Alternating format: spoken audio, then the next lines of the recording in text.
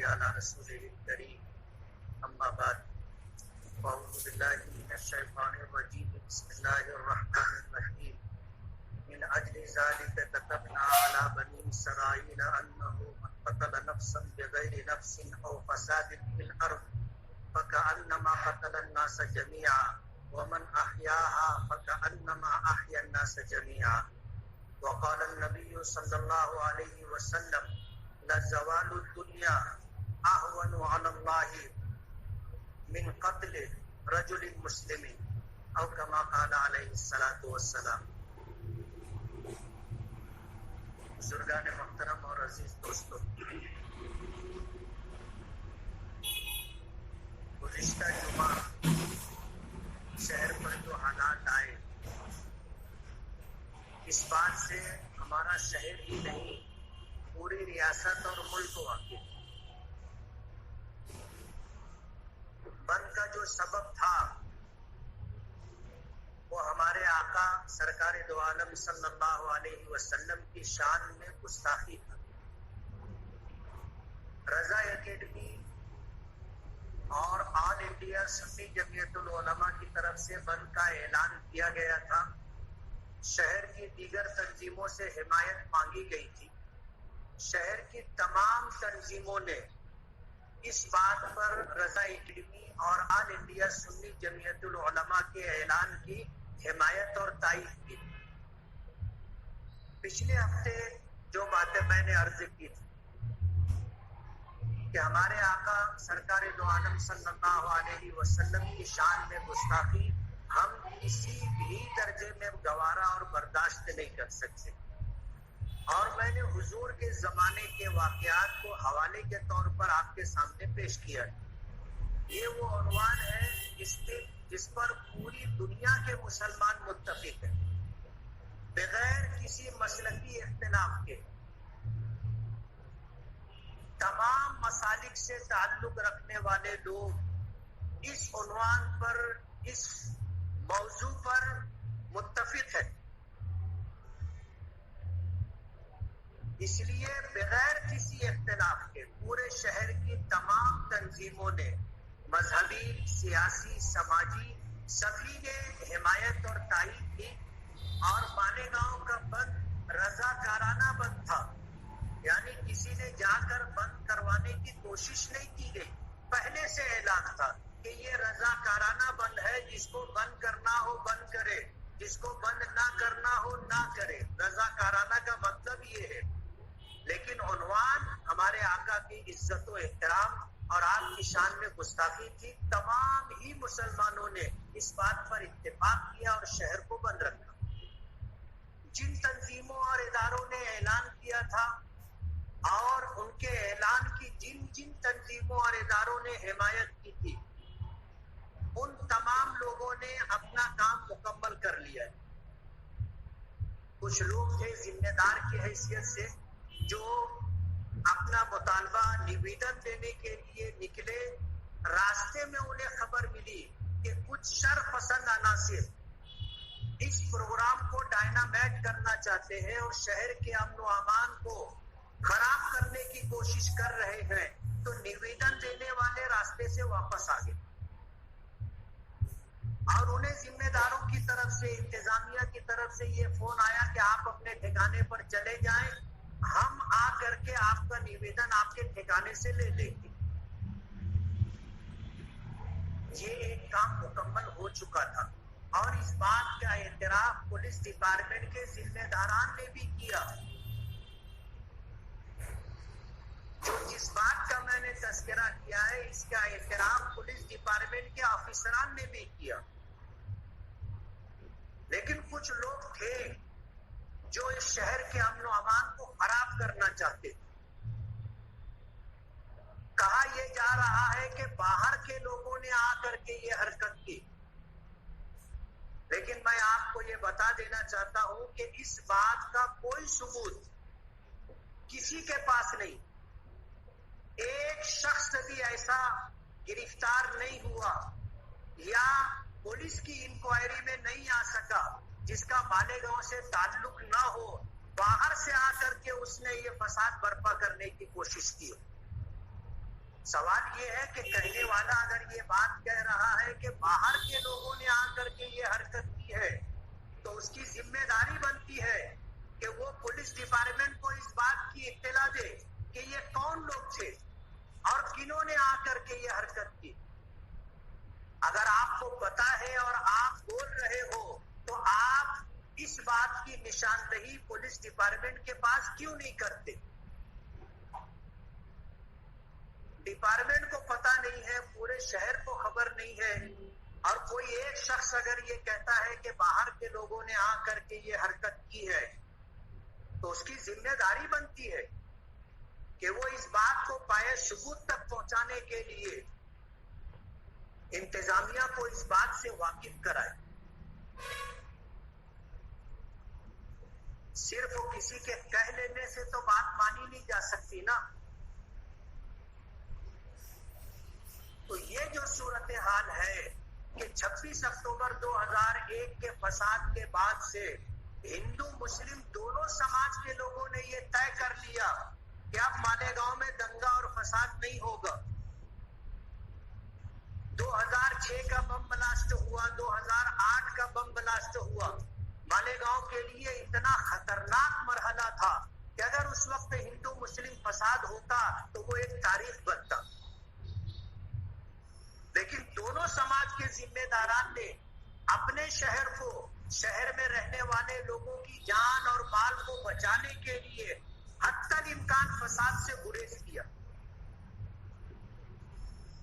اور ہمارے شہر میں 2001 سے لے کر کے آج 2021 ہے، کسی طرح کا فساد ہوا نہیں. اور اس میں شہر بھر کے تمام ہندو مسلم لوگوں کا یوگدان ہے. سب کی سوچ یہ ہے کہ اب شہر میں فساد نہیں ہونا چاہیے، اور الحمدللہ ہم لوگ اس میں کامیاب ہیں. امن و امان ہماری سب سے بڑی ضرورت ہے. امن و امان ہماری سب سے بڑی ضرورت ہے، اور یہی بات بارہا مالیگاؤں کے لوگوں کے سامنے رکھی گئی. قرآن کریم کی جس آیت کی میں نے تلاوت کی، اللہ پاک فرماتے ہیں کہ اسی لیے بنی اسرائیل پر ہم نے یہ چیز فرض کر دی تھی کہ من قتل نفسا بغیر نفس، اگر کسی نے کسی کی جان بلا وجہ لی، جان کے بدلے میں جان، قصاص کا حکم ہے. ایسی بات نہیں بغیر کسی کی جان لیے گئے، جان لی گئی. او فساد فی الارض، یا زمین میں فساد برپا کرنے کے لیے کسی کی جان لی گئی، فکأنما قتل الناس جميعا، تو اس نے پوری انسانیت کا قتل کیا. ایک انسان کا بلا وجہ قتل پوری انسانیت کا قتل ہے. ومن احیاها فکأنما احیا الناس جميعا، اور اگر کسی نے کسی کی جان بچائی ہے تو اس نے پوری انسانیت کی جان بچائی. یہ قرآن کریم میں پیغام ہے. نبی کریم صلی اللہ علیہ وسلم کی حدیث جو میں نے پڑھی کہ اللہ کے نزدیک اس پوری دنیا کا ختم ہو جانا، لزوال الدنیا اہون علی اللہ، اللہ کے نزدیک آسان ہے، ہلکا پھلکا ہے. من قتل رجل، کسی انسان کے قتل کے مقابلے، ناحق کسی انسان کی جان لی جائے، اس کے مقابلے میں پوری دنیا کا فنا ہو جانا اللہ کے نزدیک ہلکا ہے. دنیا میں امن و محبت کا پیغام اسلام نے دیا، اور اسلام کے آنے سے پہلے دنیا میں اس چیز کی کوئی اہمیت نہیں تھی. میں دعوے کے ساتھ یہ بات کہہ سکتا ہوں کہ کسی مذہب نے، کسی تنظیم نے، کسی ادارے نے وہ پیغام امن و محبت کا نہیں دیا جو اسلام نے دیا. آپ تاریخ اٹھا کر کے دیکھیں، آپ تاریخ اٹھا کر کے دیکھیں، تاریخ آپ کو یہ بات بتائے گی کہ اسلام نے امن و محبت کا جو پیغام دیا، یہ پیغام پوری دنیا میں کہیں سے سنائی نہیں دیتا تھا.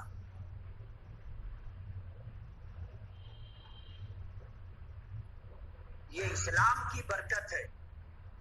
آپ اندازہ کریں کہ اسلام کے پیغمبر حضرت محمد صلی اللہ علیہ وسلم نے جو پیغام ہمیں دیا ہے، اور اسلام میں اس کی کتنی اہمیت ہے کہ جس جگہ پیغمبر اسلام کی پیدائش ہوتی ہے مکہ مکرمہ، اس کو دارالامن قرار دیا گیا، اس کو حرم قرار دیا گیا، اور اس کے لیے ایک خطہ طے کیا گیا ہے کہ مکہ مکرمہ کے چاروں طرف کا یہ علاقہ حرم ہے۔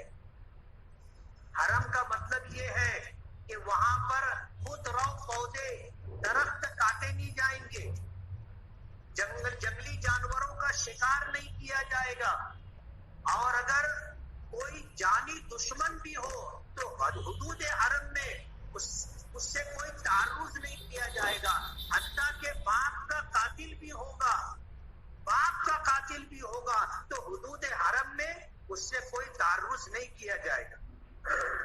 اور اگر کوئی جانور کسی درخت کے سائے میں بیٹھا ہے حدود حرم میں، تو کسی انسان کو اس بات کا حق نہیں ہے کہ وہاں جا کر کے جانور کو اٹھا کر کے سائے میں خود بیٹھے۔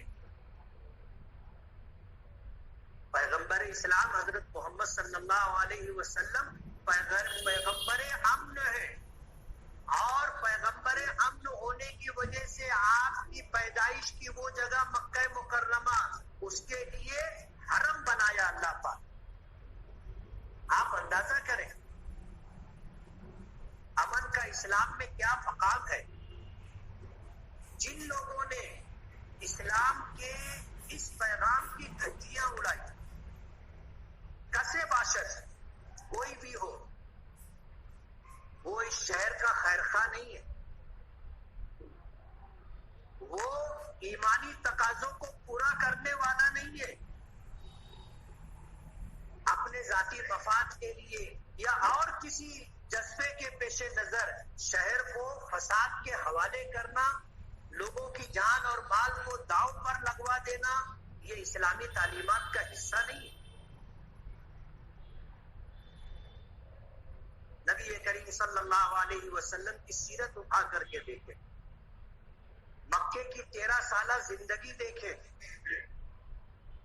جن لوگوں نے آپ کے اوپر کچرے ڈالے، جنہوں نے آپ کے راستے میں کانٹے بچھائے، جنہوں نے نماز کی حالت میں آپ کے گردن پر پیر رکھنے کی کوشش کی، سجدے کی حالت میں آپ کی پشت مبارک پر اونٹنی کی الاد لا کر کے، بوجھ لا کر کے ڈال دی گئی، آپ کے گلے میں چادر ڈال کر کے آپ کے گلا گھونٹنے کی کوشش کی گئی، نبی کریم صلی اللہ علیہ وسلم نے سب کو معاف کیا،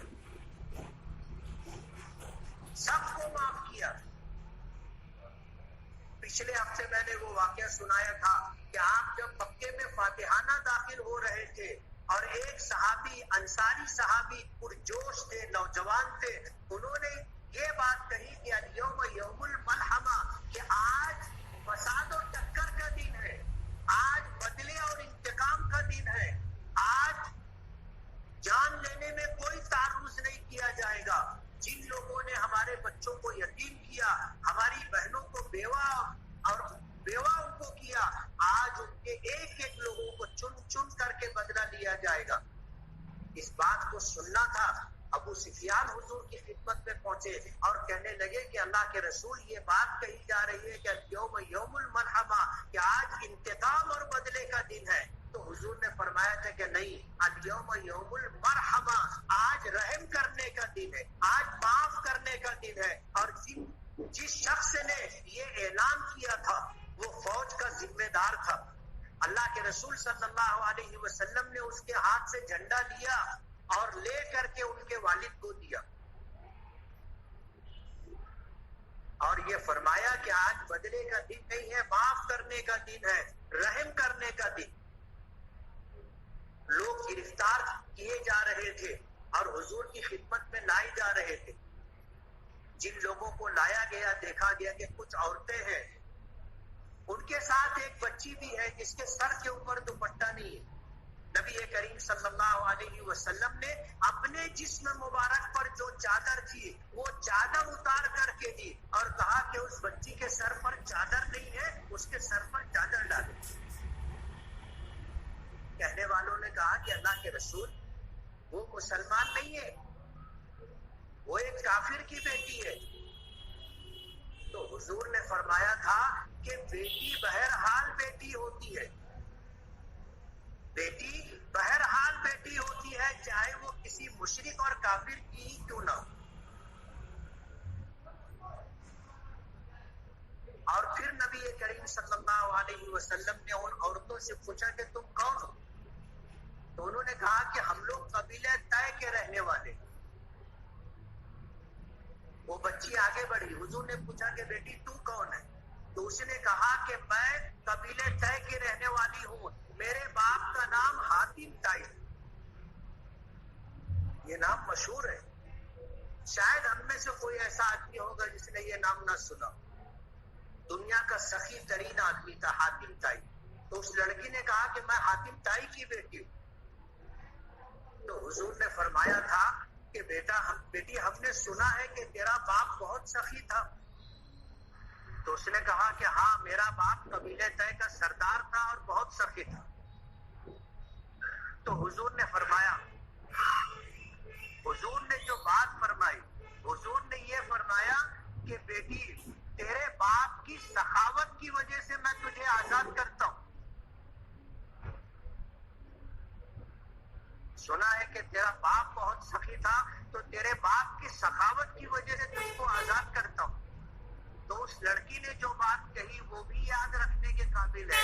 اس نے یہ کہا تھا کہ اگر آپ میرے قبیلے کی تمام عورتوں کو آزادی اور رہائی دو گے تو میں آزادی قبول کروں گی، ورنہ آزادی قبول نہیں کروں گی۔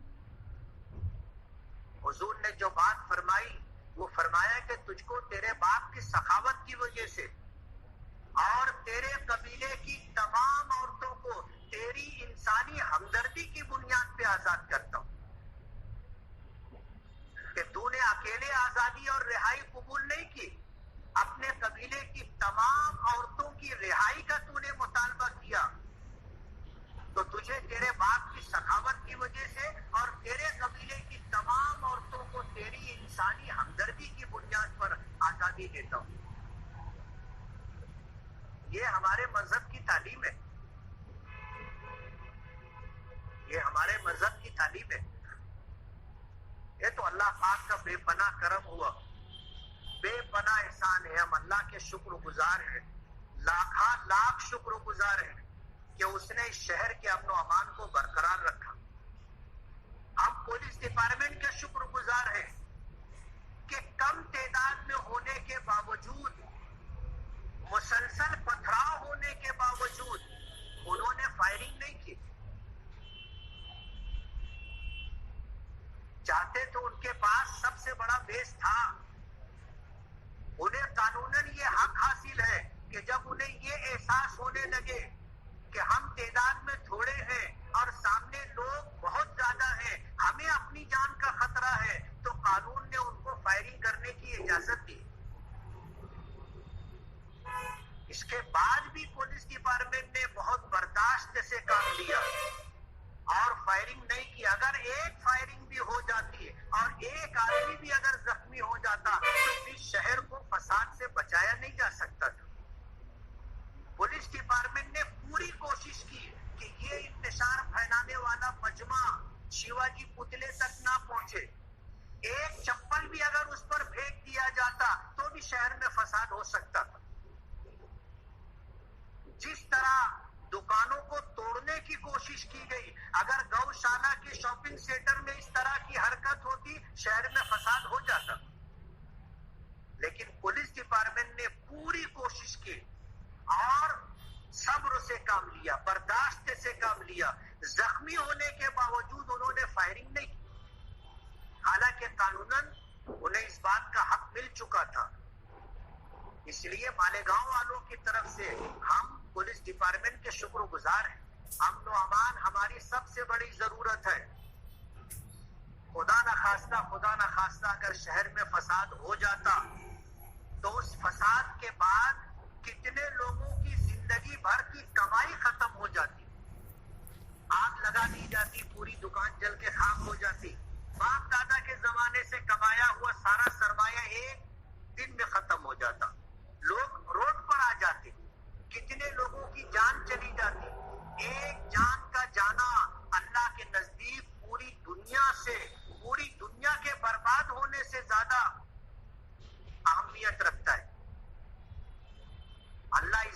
گوارا نہیں کرتے.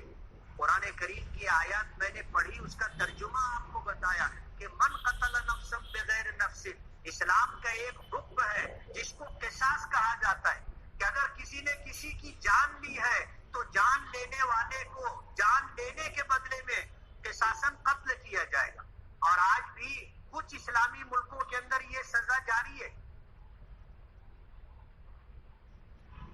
اور اللہ پاک نے فرمایا وَلَكُمْ فِي الْقِصَاصِ حَيَاتٌ, تمہارے لیے قصاص میں زندگی ہے.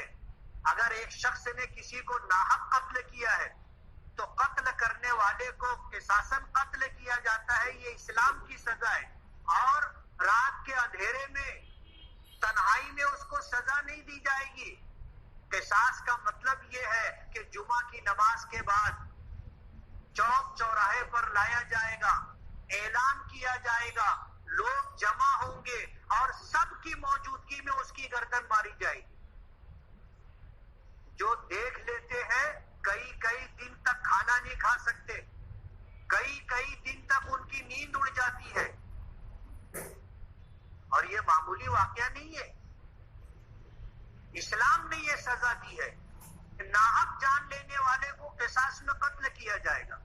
قرآن کریم میں اللہ نے یہی فرمایا کہ قصاصاً اگر ہو جان کے بدلے میں جان, تو یہ اللہ کا حکم ہے. لیکن کسی کی جان نہیں لی گئی اور پھر کوئی جان لے رہا ہے تو اس نے پوری انسانیت کو قتل کیا. اور اگر کسی کی ناحق جان لینے کی کوشش کی جا رہی تھی اور آپ نے دخل دے کر کے اس کو بچا لیا, اس کی جان بچا لی, تو آپ نے پوری انسانیت کو بچا لیا. یہ ہے اسلامی پیغام. جن نوجوانوں نے یہ حرکت کی ہے ان کی عمریں 17, 18, 19, 20 سال کی, انہوں نے فساد دیکھا نہیں ہے. 2001 کا فساد جنہوں نے دیکھا ہے انہیں پتا ہے. ہمارے شہر میں کئی مسجدوں کو آگ لگائی گئی تھی. دیہاتوں میں 27 مسجدیں شہید کی گئی تھی. اور بھی معاملات ہوئے تھے. اس کے بعد سے شہر کے لوگوں نے طے کر لیا کہ مالیگاؤں میں دنگا اور فساد نہیں. یہ نوجوان کیا فساد ہوتا ہے ان کو پتہ نہیں ہے. یہ استعمال ہو گئے, یہ استعمال ہو گئے. اور ان کو جن لوگوں نے اکسایا تھا, پولیس ڈپارٹمنٹ کی ذمہ داری ہے ان کو تلاش کر کے نکالے. کوئی بھی ہو, ہمیں اس سے مطلب نہیں ہے. لیکن شہر کو اگر آگ میں جھونکنے کی اور فساد میں جھونکنے کی کوشش کی گئی تھی, پولیس ڈپارٹمنٹ کی ذمہ داری ہے ان تک پہنچے اور ایسے خاطی اور گنہگار لوگوں کو تلاش کر کے لائے اور سماج کے سامنے ان کو پیش کرے. اسلام کا یہ پیغام جہاں مسلمانوں کے لیے ہے, میں پولیس ڈپارٹمنٹ اور انتظامیہ سے بھی یہ کہنا چاہتا ہوں کہ اگر شہر کے اندر امن و امان کو برقرار رکھنا ہے تو آپ کو انصاف کرنا ہوگا. اگر ظلم عوام اور پبلک کی طرف سے ہو وہ بھی غلط ہے, اور اگر ظلم پولیس ڈپارٹمنٹ کی طرف سے ہو تو وہ بھی غلط ہے. ہمارا یہ احساس ہے, بلکہ ہم یہ کہیں گے کہ یہ پورے شہر کے لوگوں کا احساس ہے کہ جو گنہگار ہیں ان کو سزا ملنی چاہیے. ہم ان کی سفارش نہیں کریں گے, ہم ان کو بچانے کی کوشش نہیں کریں گے. یہ پورے شہر کے لوگوں کا احساس ہے. جو گنہگار ہیں ان کو سزا ملنی چاہیے, اور یہ بھی پورے شہر کا احساس ہے اور انصاف کا تقاضا ہے کہ جو گنہگار نہیں ہے ان کو سزا نہیں ہونی چاہیے. ظاہر بات ہے ایک آدمی کا کوئی قصور نہیں ہے, اور آپ نے اگر اس کو جو ہے فسادیوں کی فہرست میں ڈال کر اس کے اوپر جو ہے سخت دفعات لگا کر کے اگر آپ نے اس کو سزا دی, زندگی بھر کے لیے وہ آپ سے بدزن ہو جائے گا. وہ پولیس ڈپارٹمنٹ کا کبھی احترام نہیں کرے گا. پولیس ڈپارٹمنٹ کی ساکھ ختم ہو جائے گی اس کے نزدیک. کیوں؟ کہ وہ جانتا تھا کہ میں بے گناہ ہوں, اور میرے بے گناہ ہونے کے باوجود پولیس نے جو ہے غلط طریقے سے مجھ کو جو ہے اس مقدمے میں پھنسا کر کے سزا دی ہے. وہ کبھی آپ کا احترام نہیں کرے گا. لیے اور سماج کے لیے نقصان دہ ہوگا. آدمی کی ایک سوچ بن جاتی ہے اور پھر اس کو بدلنا بہت مشکل ہو جاتا ہے. آج پولیس ڈپارٹمنٹ سے ہمارا یہ بھی کہنا ہے کہ جن تنظیموں اور اداروں نے اعلان کیا تھا اور جن تنظیموں اور اداروں نے ان کو حمایت اور تائید دی تھی, ان کا اس فساد میں کوئی لینا دینا نہیں ہے. جن لوگوں نے اعلان کیا تھا اگر ان کے بند کی وجہ سے شہر کا امن و امان متاثر ہوتا ہے تو جو دفعات ان پر لگتی ہے قاعدے سے وہی لگانی چاہیے. لیکن اگر آپ اس سے زیادہ دفعات لگا کر کے ان کو بھی اگر قانون کے دائرے میں لا کر کے غلط طریقے سے سزا دینے کی کوشش کریں گے تو یہ انصاف کے خلاف ہوگا. اللہ کا بہت بڑا کرم ہے, ہم نے اپنی ذمہ داری سمجھتے ہوئے یہاں سے لے کر کے ہوم منسٹر تک ملاقات کر کے یہ مطالبہ رکھا ہے کہ ہم گنہگاروں کے ساتھ نہیں ہیں, ان کی حمایت بھی نہیں کرتے. جس کا جیسا گناہ ہے اس کو ویسی سزا ملنی چاہیے, لیکن سب کو ایک لکڑی سے نہ ہانکا جائے. یہ دیکھا جائے کہ تنظیموں اور اداروں کا کیا ہے رول اور فسادیوں کا کیا رول ہے. دونوں کو آپ الگ الگ کر کے دیکھیے, اور جو گنہگار نہیں ہے ایسے لوگوں کو سزا نہ دی جائے, ہریسمنٹ نہ کیا جائے, پریشان نہ کیا جائے. یہ ہمارا مطالبہ ہے اور ہم نے پوری طاقت کے ساتھ یہ بات کہی. جمعیت علماء کا وفد 20-25 لوگوں نے جا کر کے آئی جی صاحب سے, سینئر ایس پی سے, ایڈیشنل ایس پی سے, تینوں کے ساتھ بیک وقت میٹنگ کر کے یہ مطالبہ رکھا ہے اور انہوں نے ہمیں اطمینان دلایا ہے, یقین دہانی کرائی ہے کہ ہم گنہگاروں کو سزا دیں گے, جو گنہگار نہیں ہوگا اس کے خلاف کوئی کارروائی ہوگی, اور جس کا جتنا رول ہوگا اس پر اسی طرح کی قلم لگائی جائے گی. شہر میں لوگوں نے بڑی شدت کے ساتھ یہ مطالبہ کیا ہے. کیوں؟ اگر ان گنہگاروں کو آج چھوٹ دے دی گئی, ان کے خلاف کارروائی نہیں کی گئی, آئندہ اس سے زیادہ بڑی حرکت کے مرتکب ہوں گے وہ لوگ. ان کو روکنا ضروری ہے. اسلام میں سزا کا نفاذ کیوں ہے؟ قتل کی سزا قتل کیوں ہے؟ اس لیے تاکہ سماج کو امن و امان ملے اور سماج میں رہنے والوں کی جان, مال, عزت و آبرو محفوظ رہے. اگر ان کو سزا نہیں ملے گی یہ پھر اس شہر کے امن و امان کو برباد کرنے کی کوشش کریں گے. میں یہ عرض کرنا چاہتا ہوں کہ اسلام امن و محبت کا پیغام دیتا ہے اور امن و امان کو باقی رکھنے کے لیے اسلام آخری حد تک جاتا ہے. قرآن کریم میں اللہ پاک نے مکے کے رہنے والے قریش, قبیلے قریش اور دیگر قبائل کو جو پیغام دیا تھا, یہ دیا تھا فَلْيَعْبُدُوا رَبَّ هَذَا الْبَيْتِ, تم لوگ اس گھر کے پروردگار کی عبادت کرو, یعنی صرف اور صرف اللہ کی عبادت کرو. الذی اطعمہم من جوع, جس نے تمہیں بھوک سے بچاتے ہوئے کھانا کھلایا. وآمنہم من خوف, اور تم خوف میں زندگی گزارتے تھے, اللہ نے تم کو امن و امان عطا کیا. بھوک اور خوف کس کو کہتے؟ جب تک آدمی اس میں مبتلا نہیں ہوتا اس کو اس کا احساس نہیں ہوتا. جب آدمی ایک دم بے بس ہو, کھانے کے لیے کچھ نہ ہو, اور بھوک اور فاقے اور قحط سالی میں جب آدمی مبتلا ہوتا ہے تو اس کو پتا چلتا ہے کہ کھانے کی کیا اہمیت ہے, روٹی اور دانے کی کیا قیمت ہے. ہم نے اخبار میں پڑھا تھا کہ جواہر لال نہرو کا دور تھا, اس زمانے میں کلکتے میں فساد ہوا تھا اور کلکتہ قحط سالی میں مبتلا تھا. قحط سالی میں مبتلا تھا, لوگوں کے پاس کھانے کے لیے کچھ نہیں تھا. ایک منسٹر جو ہے وہاں دورے پر گئے اور پلاؤ کھا کر کے گئے, طبیعت بگڑی, ان کو قے ہو گئی, تو ان کی قے کے اندر جو دانے تھے وہاں کے بچے اٹھا کر کے کھا رہے تھے. بھوک اس کو کہتے. خوف, اللہ سب کی حفاظت فرمائے. خوف معمولی چیز نہیں ہے. کے دور میں جتنے لوگ مرے ان میں ایک تعداد ایسے لوگوں کی ہے جو خوف سے مر گئے،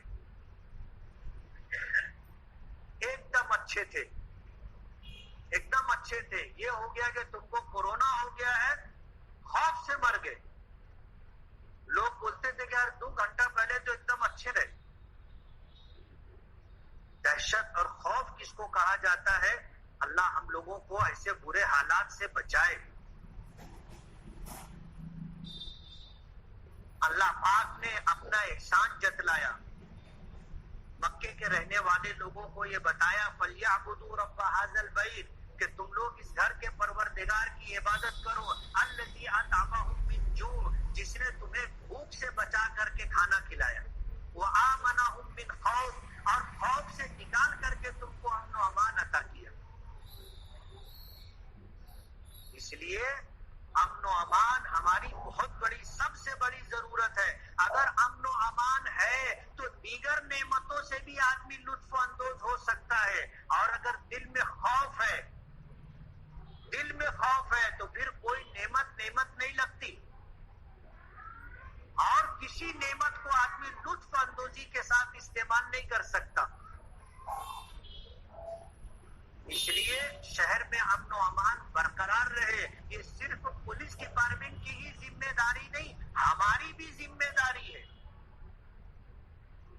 ہماری بھی ذمہ داری ہے۔ اللہ کے رسول صلی اللہ علیہ وسلم نے جو بات ارشاد فرمائی ہے کہ اگر تم کسی کو دیکھو کہ یہ ظلم کر رہا ہے اسے روکو۔ حضور نے فرمایا انصر اخاک ظالما او مظلوما کہ تم اپنے بھائی کی مدد کرو چاہے وہ ظالم ہو یا مظلوم ہو۔ تو صحابہ کرام کہنے لگے اللہ کے رسول مظلوم ہے اس کی مدد کرنا سمجھ میں آتا ہے، لیکن ظالم ہے اور ہم اس کی مدد کریں یہ بات سمجھ میں نہیں آتی۔ تو حضور نے فرمایا ظالم کی مدد کرنے کا مطلب یہ ہے کہ اس کا ہاتھ ظلم سے روک دو، ظلم کرنے سے اسے روک دو، یہ اس کی مدد ہے۔ ظلم کرے گا، اس کے ظلم کی وجہ سے سماج کے اندر جو ہے لوگ تکلیف اور پریشانی میں رہیں گے۔ اللہ کا بہت بڑا احسان ہے کہ جس وقت یہ حرکت ہو رہی تھی ان حرکت کرنے والوں کے مقابلے میں ان کو روکنے والے لوگوں کی اور سمجھانے والے لوگوں کی تعداد بہت بڑی تھی، جو ان کو سمجھا رہے تھے کہ تم یہ کام مت کرو، ہر ممکن کوشش کی ان کو روکنے کی، لیکن وہ لوگ کس حالت میں تھے کہ وہ ماننے کے لیے تیار نہیں تھے، اور سمجھانے والوں کو کہتے تھے چلو مولانا اپنا کام کرو، چلو بہت آئے سمجھانے والے۔ اس طرح کی جو حرکت ہے یہ شہر کے لیے نقصان دہ۔ اپنے بچوں کو سمجھانا اور اپنے بچوں کو ان جیسی حرکات سے روکنا ہر ماں باپ کی ذمہ داری ہے، تمام بڑے لوگوں کی ذمہ داری ہے کہ شہر کے امن و امان کو برقرار رکھنے کے لیے اپنا حصہ اپنا رول نبھائیں، خاموش نہ رہے۔ جیسے کچھ لوگ سوچتے ہیں کہ کیا کر رہے کرنے دو، اپنے کو کیا لینا دینا، نہیں، ہماری ذمہ داری ہے، ہم ان کو روکیں، ان کو سمجھائیں کہ یہ کام نہیں ہونا چاہیے۔ اور جس سماج کے اندر یہ بات ہوگی اس سماج کے اندر آپ دیکھو گے لوگوں کی جان مال عزت و آبرو محفوظ رہے گی، اور جس سماج کے لوگوں نے خاموشی اختیار کر لی، روک ٹوک کرنا بند کر دیا، کل ان کو بھی اس نقصان سے دوچار ہونا پڑے گا۔ اس لیے اللہ کا احسان ہے اور کرم ہے کہ اس گھٹنا میں، اس حادثے میں جو لوگ یہ حرکت کر رہے تھے ان کے مقابلے میں ان کو روکنے والوں کی، سمجھانے والوں کی تعداد بہت بڑی تھی، اور اللہ کا احسان ہو گیا کہ ہمارا یہ شہر فساد کی زد سے بچ گیا، اور اگر فساد ہو گیا ہوتا تو نہ معلوم کس طرح کے حالات آتے۔ اس لیے آپ سے یہ گزارش ہے کہ امن و امان کو برقرار رکھنا صرف پولیس ڈپارٹمنٹ کی ذمہ داری نہیں ہے، میری بھی ہے اور آپ کی بھی، اور اس شہر میں رہنے والے ہر شخص کی ذمہ داری ہے، چاہے وہ کسی بھی مذہب اور کسی بھی مسلک سے تعلق رکھتا ہو، شہر کا امن و امان برقرار رہنا چاہیے، اور اس شہر کے امن و امان کو برقرار رکھنے کے لیے بڑی سے بڑی اگر قربانی دینی پڑے تو